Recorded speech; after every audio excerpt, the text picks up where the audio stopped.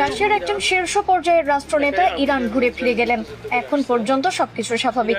বিশ্ব রাজনীতিতে এরকম সফর প্রতিদিন হয়, কিন্তু ফেরার পর তিনি আন্তর্জাতিক সংবাদ মাধ্যমের সামনে যে কথাগুলো বললেন সেগুলো কূটনৈতিক ভাষা ছিল না, সেগুলো ছিল শব্দে তৈরি বোমা। তিনি জানালেন, পশ্চিমা বিশ্ব ইরানকে যতটা দুর্বল ভেবে এসেছে, বাস্তবতা তার সম্পূর্ণ বিপরীত। তার দাবি অনুযায়ী ইরানের সামরিক ভান্ডারে এখন আর সাধারণ পারমাণবিক অস্ত্র নেই।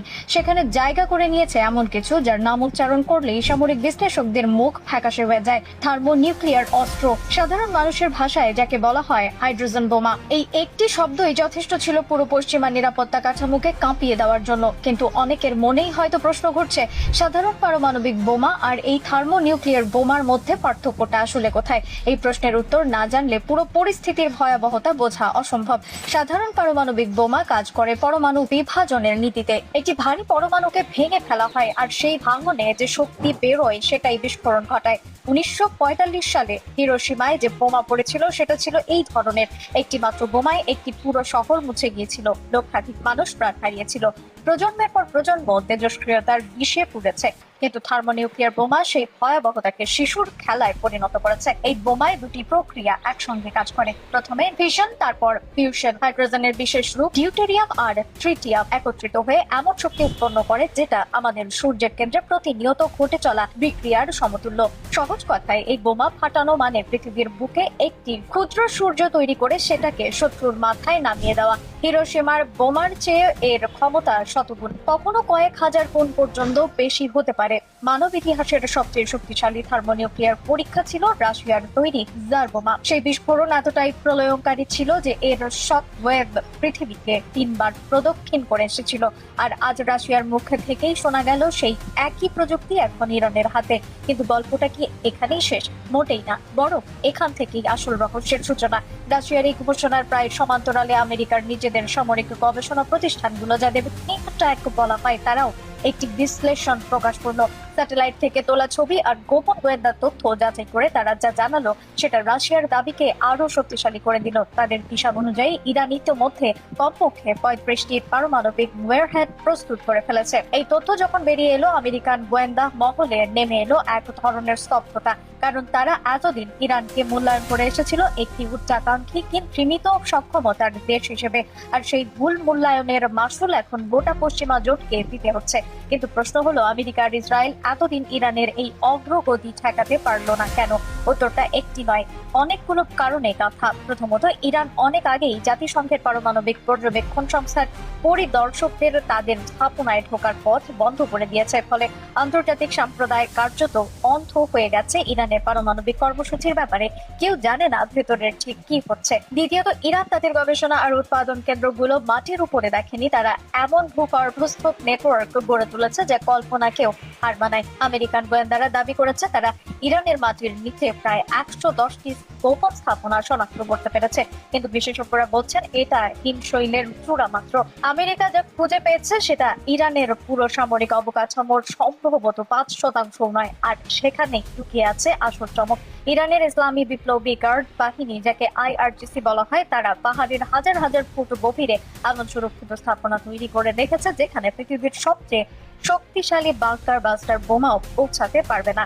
আমেরিকার সবচেয়ে ভারী বোমা 30,000 পাউন্ডের ম্যাসিভ অর্ডিন্যান্স পেনেট্রেটর, সেটাও এই গভীরতার কার্যকর নয় বলে বিশেষজ্ঞরা মনে করছেন। মানে আপনি উপর থেকে যত ইচ্ছা বোমা ফেলুন, আসল ঘাঁটিতে পৌঁছানো প্রায় অসম্ভব। কিন্তু শুধু মাটির নিচে নয়, আসল মরণফাঁদ পাতা হয়েছে সাগরের তলায়। হরমুজ প্রণালী বিশ্বের জ্বালানি তেল পরিবহনের সবচেয়ে গুরুত্বপূর্ণ জলপথ। প্রতিদিন কোটি কোটি ব্যারেল তেল এই সরু পথ দিয়ে পরিবাহিত হয়। এই প্রণালী বন্ধ হলে বিশ্ব অর্থনীতির শিরদাঁড়া ভেঙে পড়বে।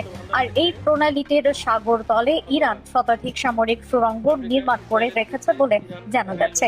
এই সুড়ঙ্গগুলোর থেকে মুহূর্তের নোটিশে ক্ষেপণাস্ত্র উৎক্ষেপণ করা সম্ভব। একটু কল্পনা করুন, আমেরিকার বিমান বাহিনী রণতরী পারস্য উপসাগরে ভাসছে, হঠাৎ সাগরের তলা থেকে একযোগে শত শত ক্ষেপণাস্ত্র খেয়ে আসছে। সেই পরিস্থিতিতে পৃথিবীর কোনো প্রতিরক্ষা ব্যবস্থা যথেষ্ট হবে না। $1 বিলিয়ন দামের যুদ্ধ জাহাজ তখন আর শক্তির প্রতীক থাকবে না, হয়ে যাবে চলন্ত লক্ষ্যবস্তু। এবার একটু পেছনে ফেরা যাক। ইরানের এই যাত্রা কিন্তু একদিনে হয়নি। দশকের পর দশক ধরে নিষেধাজ্ঞার চাপে থেকেও বিশ্বের চোখ এড়িয়ে তারা নীরবে এগিয়ে গেছে। পশ্চিমারা ভেবেছিল অর্থনৈতিক চাপে ইরান ভেঙে পড়বে, তাদের বিজ্ঞানীরা হাল ছেড়ে দেবে, তাদের প্রযুক্তি থমকে যাবে, কিন্তু ঘটেছে ঠিক উল্টো। নিষেধাজ্ঞা ইরানকে দুর্বল করেনি, বরং আত্মনির্ভরশীল করে তুলেছে। তারা নিজেদের বিজ্ঞানী দিয়ে, নিজেদের প্রযুক্তি দিয়ে, নিজেদের কৌশলে এমন একটি জায়গায় পৌঁছে গেছে যেখান থেকে তাদের আর পিছু ফিরিয়ে আনা সম্ভব নয়। ইউরেনিয়াম সমৃদ্ধকরণের দিকে তাকালে চিত্রটা আরো পরিষ্কার হয়। বেসামরিক কাজে যেমন বিদ্যুৎ উৎপাদনে বিশ্ব শতাংশের বেশি সমৃদ্ধ ইউরেনিয়ামের কোনো প্রয়োজন নেই, অথচ ইরানের কাছে 60%-এরও বেশি মাত্রার সমৃদ্ধ ইউরেনিয়ামের বিশাল মজুদ রয়েছে।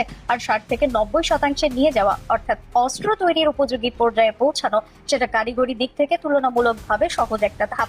বিশেষজ্ঞরা বলছেন ইরান চাইলে খুব অল্প সময়ের মধ্যেই সেই ধাপ পার করতে পারবে এবং সম্ভবত ইতিমধ্যেই করে ফেলেছে। সাম্প্রতিক সংঘাতের সময় ইসরায়েল বারবার চেষ্টা করেছে ইরানের পারমাণবিক স্থাপনায় আঘাত হানতে, প্রতিবারই ব্যর্থ হয়েছে, কারণ ইরানের আসল গবেষণাগুলো এমন জায়গায় অবস্থিত যেখানে প্রচলিত কোনো আক্রমণ পৌঁছানো সম্ভব নয়। এটাই ইসরায়েলের সামরিক পরিকল্পনাকারীদের জন্য এক ভয়ঙ্কর বাস্তবতা হয়ে দাঁড়িয়েছে।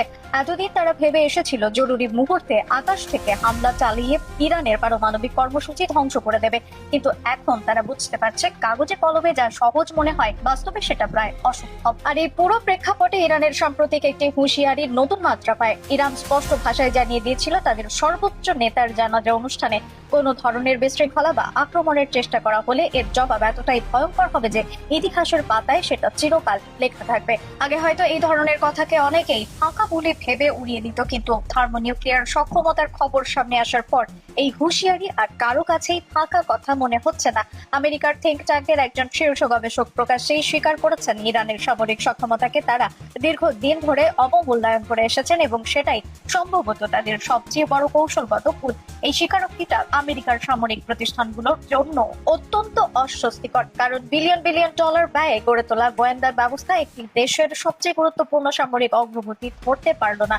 এটা তাদের পুরো নজরদারি কাঠামোর বিশ্বাসযোগ্যতাকেই প্রশ্নবিদ্ধ করে তুলেছে। এই পুরো পরিস্থিতিতে মধ্যপ্রাচ্যের ভূ রাজনৈতিক সমীকরণ আজ সম্পূর্ণ বদলে গেছে। এতদিন যে ভারসাম্য ছিল সেখানে আমেরিকা আর ইসরায়েল সামরিক শ্রেষ্ঠত্বের জোরে পুরো অঞ্চলে কর্তৃত্ব করত, সেই ভারসাম্য আজ নড়ে গেছে। একটি দেশের হাতে যখন থার্মোনিউক্লিয়ার অস্ত্র থাকে তখন সেই দেশকে আক্রমণ করার ঝুঁকি হাজার গুণ বেড়ে যায়, কারণ প্রতিশোধমূলক আঘাতের ক্ষমতা এতটাই বিধ্বংসী হয় যে আক্রমণকারী নিজেই ধ্বংসের মুখে পড়ে। সামরিক পরিভাষায় এটাকে বলা হয় পারমাণবিক প্রতিরোধ সক্ষমতা, যেখানে শুধু অস্ত্র থাকাটাই যথেষ্ট, ব্যবহার করার দরকার হয় না।